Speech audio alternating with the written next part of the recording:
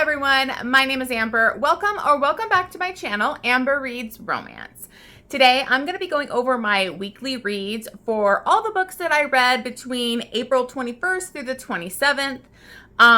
It should be a pretty quick wrap up this week, you guys, because I didn't read as much books as usual. I really struggled with one. So I really only have, I think, 6 books to go over for this wrap up. So you never know with how long if I tend to gush or rant about a book, it may still be the same length as usual, but hopefully it'll be a pretty quick wrap up for this week. So let's go ahead and just dive into my weekly reads.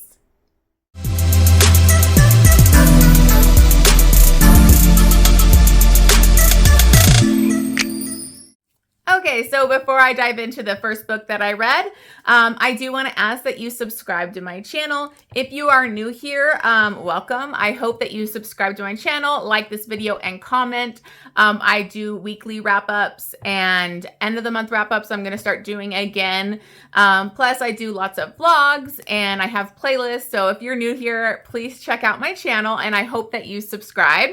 But let's go ahead and dive into the first book, which was great because I started off the week strong. I finally read Us by Sarina Bowen and Elle Kennedy. Him was one of my favorite male romances. So I don't know why it took me forever to finally get to this. I did have to buy it separately on eBay because I want the male covers, not the like cartoony ones. So anyways, Us is a continuation. It's a second part of the Him series. I believe there's one more book, Epic, but I need to get this type of hardback cover to match my other two, so I'm going to have to search for that one before I get it. But this is a continuation. It is a hockey romance. It's MM. Him was the relationship between Wes and Jamie, and this continues their story. That one really, my one complaint about him was you didn't really get to see them outside of the hockey camp because they met as they went to a hockey camp growing up together. And Wes knew that he was gay. He had basically kind of been in love with Jamie, his best friend, at this hockey camp for years. One time they kind of messed around and he feels like he took advantage of Jamie and kind of ghosts him. And then in that book, they kind of run into each other. He apologizes and they go back to be counselors or like coaches at this camp. And then they start to experiment and Jamie realizes he's really into Wes and actually does like men too. And he's bi. So it's kind of like the rediscovering of their relationship. But what we end up leaving it off as is Wes is going to be playing pro hockey. And Jamie basically decided he wasn't going to do that. He wanted to be a coach because he really does well with that. And the team he was going to go for, like they already had a really good goalie and he wouldn't really be doing anything. He'd be a backup. So basically at the start of this, they are in a relationship, but they are like in a hidden in the closet type of relationship because Wes is starting out. It's his rookie year. And his PR people and everybody, agents and stuff, don't think he should come out as gay and in a relationship for his first year. They want him to get through his rookie year and kind of prove that he's like an amazing player, which he is. He's having an amazing rookie year. So I think when this picks up, they're like 6 months into that. And, they live together, but everyone thinks they're roommates. And so it's one of the things that I hate reading in male romance is like in the closet relationships, but you get why they are in that kind of a relationship. But it's tough. It's really tough on Wes. It's tough on Jamie. And then they have one of Wes's teammates moves in like upstairs in the same complex, and he doesn't really know a lot about boundaries. And I actually was really frustrated with him in the beginning of this, but he really grew on me because this neighbor just will like show up whenever they're about to get it on or anything, and they're supposed to act like they're just roommates, and he'll just show up and have food and blah, blah, blah, and he's very like no boundaries in your face kind of guy, but he's so lovable at the same time. So that adds complications. Obviously, with Wes being on the road a lot, like there's a lot that goes on in this. So I absolutely loved this because it really explored what I thought was missing in him, which is them in an actual relationship and actually coming out as a couple and how that would look. Because, of course, they're going to get outed at one point. There is a point where Jamie gets really sick and, Wes has to be there for him. And so I don't want to give anything away, but they do deal with that. They deal with all these like outside conflicts and internal conflicts. Jamie's a very positive, happy-go-lucky guy, and he actually deals with a pretty bad sickness, and he gets depressed in this. So that's another thing. The thing I loved about this book was it dealt with like real life issues. It wasn't a lot of like over-the-top drama or fake stuff that you see in these romance books. It really was like deeper, like real life day-to-day problems that a relationship would go in, especially a relationship that's hidden from people. So I absolutely love this. I gave this one 5 stars. I got emotional. I was trying to actually, annotate this one, but I still have to do like my tabs and stuff. But I just love this couple so much. They have my heart. I love them. There's a lot of good, sexy, spicy stuff in this book too. I just love them. They're so perfect together and they have such a beautiful relationship. So I absolutely love this. I gave this one 5 stars and then I gave it 3.5 chilies. The spice is there. It's beautiful. I love this book. So I would highly recommend. I'm sure you probably already read it because I'm late to the party on this, but Him and Us were both 5-star reads for me in like different ways. Like this one was a lot like more exploring their relationship and not like them becoming a partner relationship. Anyways, absolutely love it. Already talked enough about that one. Let's go on to the next. Okay, sorry about that. So the next book that I read, I decided I wanted to read some more Lorraine Heath. One of my goals is to read more historical romance, which is always a goal every year. And I had actually read the second book in this series a long time ago, way back before I even was like rating every book on Goodreads. So it's been many years, but I know I loved it and it's always like been a favorite of mine. But I never read the first or third book. So I thought I would read this series and then obviously reread the second book. And this series is The Hellions of Havisham. I am also doing a vlog on this. Will be up later, not sure when. Hoping to finish the one. I'm going to start listening to it probably today and tomorrow for the third one. But anyway, so hopefully it'll be up this week. I don't know, maybe next week.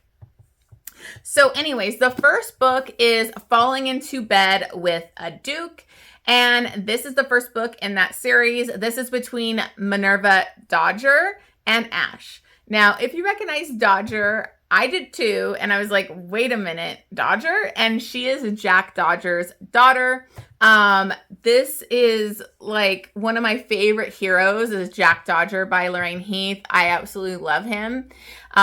His story is so heartbreaking and beautiful. And I just love Jack Dodger. So one of the best parts of this book, I could tell you, was seeing Jack Dodger and his wife again and what an amazing father he is to Minerva. And so that was just a little side note. I absolutely love that. But Minerva actually considers herself to be kind of like a plain Jane. She is a spinster at this point. She's reached that age and she still hasn't gotten married. She's had multiple proposals, but she's turned them down because she's realized that they were after her money. They are fortune chasers. And she does not want that. She wants love. She wants to kind of have some say in her life. And she doesn't want to just marry somebody because they need her dowry and money. And she does have a very large dowry because Jack Dodger is filthy rich and he has a big dowry for his daughter.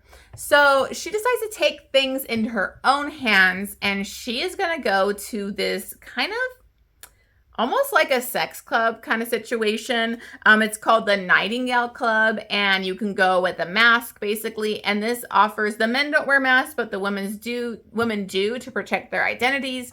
And they're able to kind of go there and hook up, and it's for pleasure and all of that. So she wants to experience pleasure and have sex and have a good time. And so she goes to this and she catches the eye of Ash.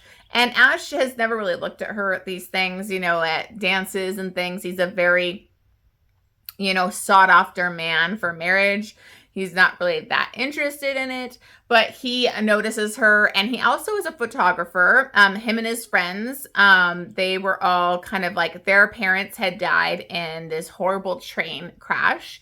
And so they had gone to live with this kind of mad Marquis. Like, he was just like pretty out there. But they kind of lived, so it was him and his like his twins that were best friends, and then another friend named Locke. So that's who this series is about. But he sees her and he wants to photograph her, and she kind of goes with him. At first, she kind of like isn't okay with it, kind of doesn't go there. But they kind of have an amazing interaction, and he's really into her. And then he basically sees her at like an event, and he notices she has the same scent and the same body type and all this stuff. And so he figures out pretty early on that it's Minerva. And so he starts to they kept having these interactions outside of the club. And then she goes back as her like Lady V, and decides to lose her virginity with him and let him photograph her and all of that. And he's dying for her to like tell him who she is, take off her mask.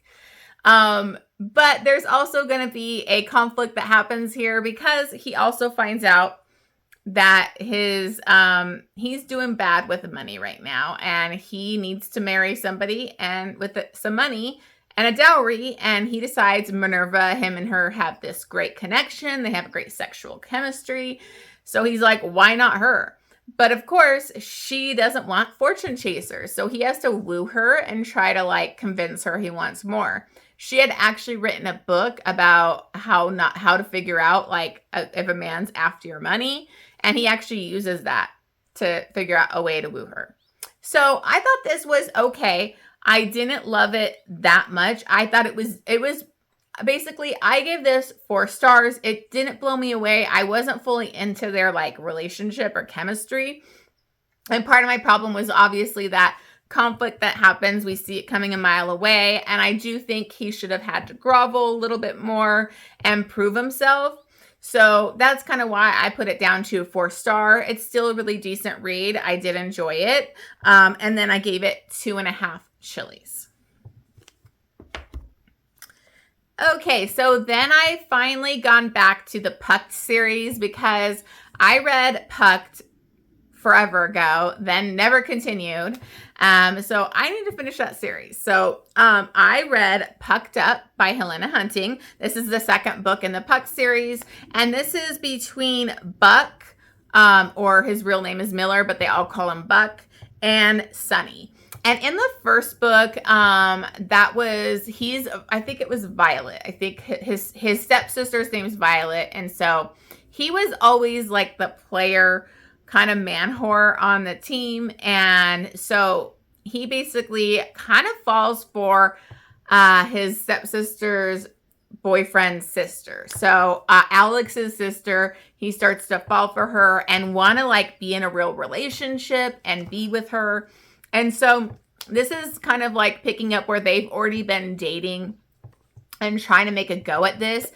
But Buck always gets himself into these bad situations where like photographs get out of him. Like, some guy, he will be drunk and, around Puck bunnies, even though he's not doing anything wrong, it'll get pictures and things will look bad. And so Sunny gets pretty upset, and she doesn't trust him, and he has to like come and like beg for her forgiveness and all of that kind of stuff. So mostly it's like the hijinks and bad situations that Buck gets himself to in this book. I did listen to the audiobook because I just wasn't really feeling it when I was reading it. So I just bought the audiobook. It was on sale. And I actually had I remember putting off the second book because I didn't really want to read the man-ho thing, which is how Buck is portrayed. But he's such an amazing guy in this book. He's trying his best. He's not having sex with anybody. He's like basically trying to win Sunny over. They haven't had sex yet till like later in this book. And, he's just trying his best. But Sunny drove me fucking nuts in this book. So what pushed me away from it was the Buck character, but I ended up loving him. But didn't like the heroine because I found her to be very insecure and like super untrustworthy. Yes, he does get photographed in weird situations, but there's always an explanation, and he's a sincere, sweet guy that's really trying to bend over backwards for you. And she always just believes whatever she sees online.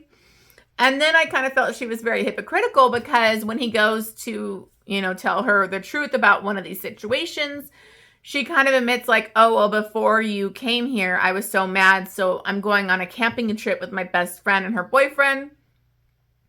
And then come to find out, also her ex-boyfriend that they were together for like 4 years is going to be there too. And they're not going to be able to contact because it's out of cell phone range, and they're going to be all together for like a week. And I was like, that is freaking fucked up. First off, you don't trust him. You give him attitude and make it out like he's untrustworthy, and then you're going to go off with your ex-boyfriend where he can't even communicate with you. So there was a lot of things that went down with this heroine that I just didn't like, especially like this third act conflict with, yet again, her not believing him when he didn't do anything wrong. And instead of listening to him, she just goes with Alex.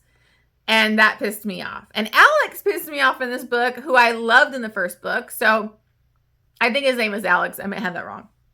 But, I thought he was being way overprotective brother, and he needed to back the F off. So, I don't know, like the heroine just drove me nuts. So I didn't really appreciate this book. I kind of wanted Buck to be like, peace, I can get somebody better. But, so I ended up giving this one 3.5 stars and then 2.5 chilies. It was okay. Okay, so now we're on to the one that was really my tough book for the week. I don't know what was wrong with me this week with this book. I just couldn't get into it. So I read The Pucking Wrong Guy by C.R. Jane. This is the second book in the Pucking Wrong series, and I freaking loved The Pucking Wrong number. I gave it 5 stars. I loved Lincoln, even though these are darker hockey romances. I don't think they're super dark, but the men are like over the top unhinged. I mean, Lincoln like does some really fucked up shit in the first book to get the woman, stalking behavior, manipulations, maybe a captor situation, because he's crazy. So I still loved it though. Like, I absolutely loved that book. I fell for Lincoln. I loved him so much. This book is his best friend Ari, and he was on the same team as him. And Ari has basically been trying to find his true love that he met when I think he was 12. They didn't really say the ages. I know the heroine, she was 10, and they were in one of those group home kind of situations. Our heroine is Blake, and her father killed her mother and then killed himself. So it was a murder-suicide. And so she ends up in this group home. She's very depressed and sad and never thinks she'll find happiness. And she basically connects with Ari at a young age. But she gets adopted pretty quickly, and they change her name. So he was never able to like really find her. And she gets adopted by a very rich, high society couple. And the mother basically treated her like she was less than, gave her like such body image issues.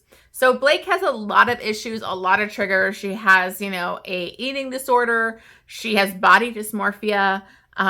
She looks in the mirror and she hates herself. So she's got depression, anxiety. I mean, everything you could have here, this girl has.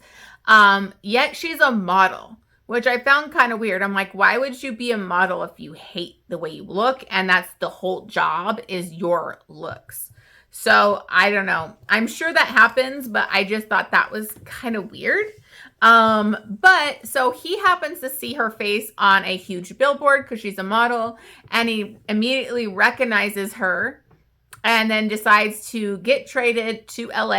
I think he played in Dallas before with Lincoln. And that way he can do whatever it takes to get her. And then his plan is to come back to his team in a year. That was also a really unbelievable thing to me. Like, okay, you're managing to just randomly trade to a specific team. Like, how would he have that much control in pro sports like that? It just seemed unrealistic. Oh, and then a year later, you're just going to be able to go right back to your previous team. seems super unrealistic. Also, the other hang up I had quickly was how like he knew it was her from a billboard when he hadn't seen her since she was like 10. And she doesn't recognize him because they were kids. Like, you don't look the same as you did at 10 and be able to recognize that same person as a grown adult. Anyways, these are little things that like didn't work for me, you guys. But the problem is Blake has a boyfriend. He's actually out in New York. She moved out to LA and for modeling. And also he kind of proposed to her and she said no, but they're still in a relationship. So she's in a relationship and Ari basically gets himself in her orbit and he steals her phone, blocks her boyfriend from contacting her, blocks him on social media, changes her boyfriend's number and her phone to his number. So when she texts him, he'll respond. Sorry, I heard something weird outside. So yeah, it's bad. So there is cheating in this book. So if you don't like that, I wouldn't look into it. The cheating isn't too bad in the beginning because they do kind of hook up, but she immediately decides to break it off with her boyfriend. But guess what? That's not her boyfriend responding. So her boyfriend doesn't even know they're broken up. So this book was really hard for me. I couldn't get into the romance. Blake had so many issues that it was just like depressing. And she's using Ari to build up her self-confidence when she really needed to be in therapy and dealing with all her issues and working on them. And so that really bothered me.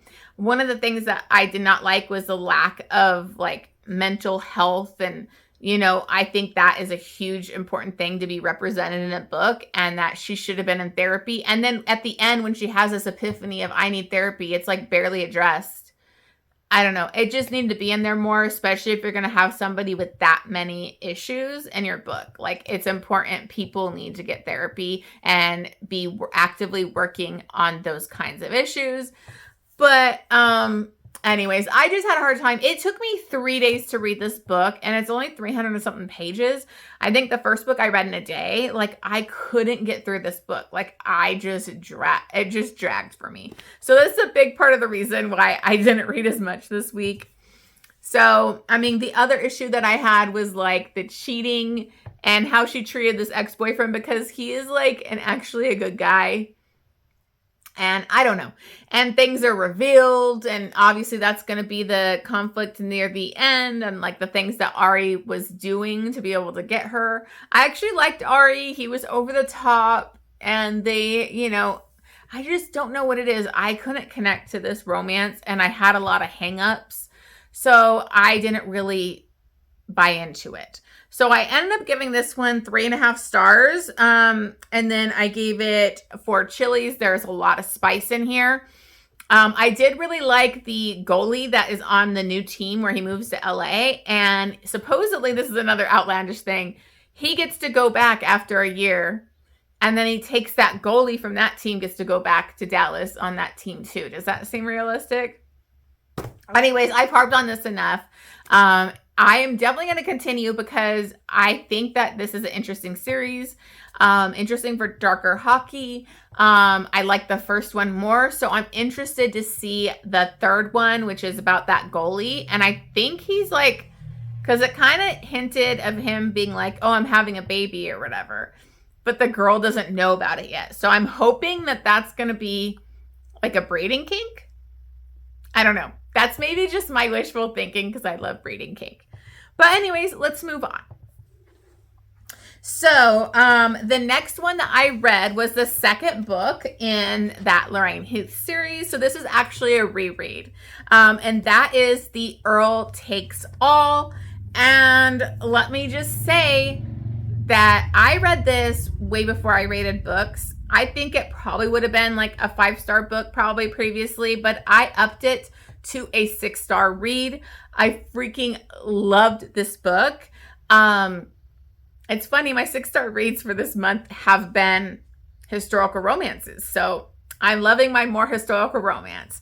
So this one has such a unique setup. And I listened to the audiobook and like also was like highlighting as I went in my ebook because I actually bought this on ebook a long time ago too. Found it on my Kindle randomly. And what this is this is between one of the twins. So as I said before, Ash was friends with these twins. This is about Edward and Julia, and Edward is actually the twin brother of her husband. So many years ago, he had actually kind of stolen her first kiss out in the garden at like a ball or whatever. And she thought it was because she was kind of, his twin was courting her. And so she thought it was his twin brother, but it was really him. And so she felt really betrayed and upset that he did that. But he was kind of hoping she knew it was him. He had basically kind of has had a thing for his brother's wife this whole time. Ever since that kiss too, he's just been smitten with her, but he acts like kind of like a dick to her and doesn't want to be around her because it's his twin brother's wife and he loves his twin brother, and you know, he would never do that. So what happens in this is they would always go to the kind of like these safaris. They would go on these adventures, and him and his twin brother were in Africa, and his twin brother dies. But his twin brother basically had told him previously, like, if anything happens, like, you need to like make sure that my wife is okay, because Julia is pregnant, but she has lost multiple babies. She's had multiple miscarriages. So he basically agrees to go back and live as his twin brother and hide it from her that her husband died, and just till she gets through her pregnancy, so that she can have the baby and it'll be healthy and everything will be okay. So that's our setup here. Obviously, like, she kind of notices differences between her husband and Edward, and she's just like, there's some things that are changing.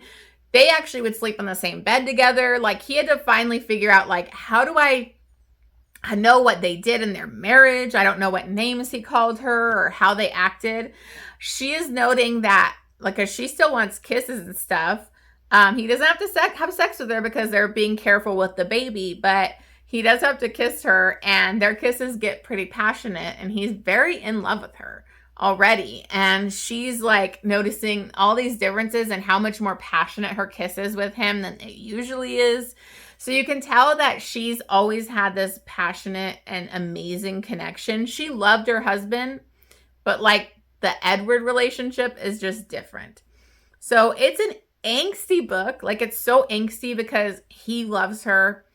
He wants her to have this healthy baby, but even after the baby's born, like, he still wants to wait. He's waiting till like she's healthy, and like it's hard because he knows she's going to hate him once she finds out what he's been doing. And he also, like, even if, another angsty part of this is, even if, like, say she was okay with it and like fell in love with him, it's against English law to marry like your brother's wife. So that's the thing, is like, does he stay as his brother, like living as his brother, or will they have to come out as and be able to not get married, and then she would be ruined and their baby and all that kind of stuff. So there's just so much going on with this, but I was so emotional with the angst near the end, and I just love Edward so much. I mean, there are so many swoon-worthy lines in this book.